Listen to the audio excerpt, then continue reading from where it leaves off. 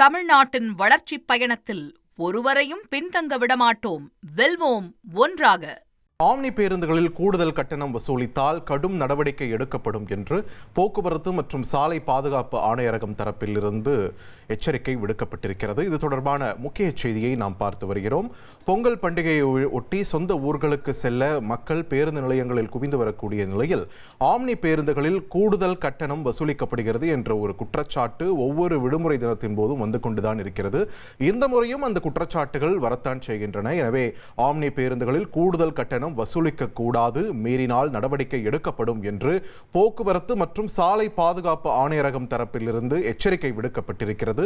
இது தொடர்பாக புகார் அளிக்க பிரத்யேக எண் ஒன்றும் அறிவிக்கப்பட்டிருக்கிறது. தொடர்ந்து கூடுதல் விவரங்களோடு இணைகிறார் எமது செய்தியாளர் தாயுமானவன். தாயுமானவன், வணக்கம். தற்பொழுது என்ன மாதிரியான எச்சரிக்கை ஆம்னி பேருந்து உரிமையாளர்களுக்கு வழங்கப்பட்டிருக்கிறது? விரிவா பதிவு பண்ணுங்க.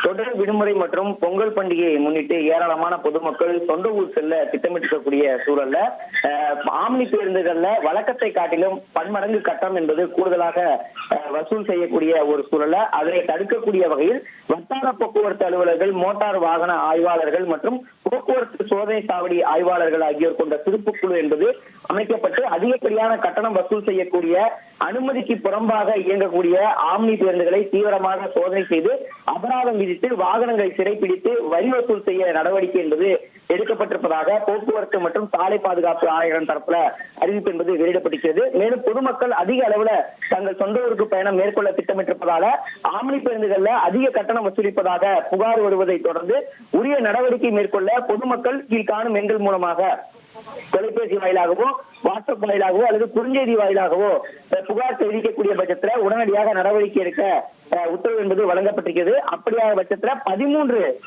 போக்குவரத்து துறை ஆணையரகத்துடைய எண்கள் என்பது வெளியிடப்பட்டிருக்கிறது.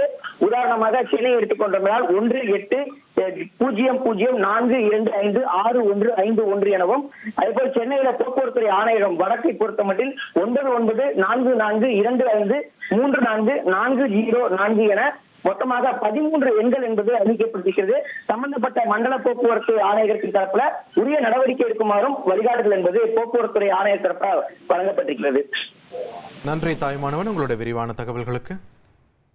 தமிழ்நாட்டின் வளர்ச்சிப் பயணத்தில் ஒருவரையும் பின்தங்க விடமாட்டோம், வெல்வோம் ஒன்றாக.